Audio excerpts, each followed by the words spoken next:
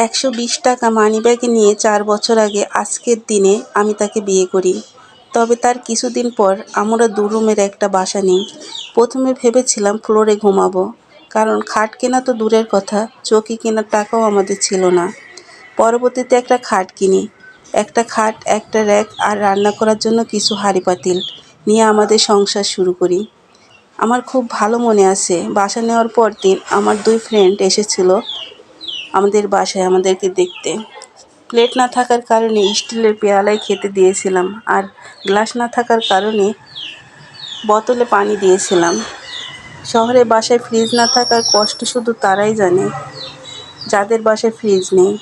১ মাস যাওয়ার পর কষ্ট করে একটা ফ্রিজ কিনি। আলহামদুলিল্লাহ ৬ মাসের মধ্যে বাসার সব জিনিসপত্র কেনা হয়ে গেল। বলতে গেলে কষ্ট করেই সব কেনা হয়েছে। তারপরে দুজনের চাকরি হলো। সংসার কেমন করে চলবে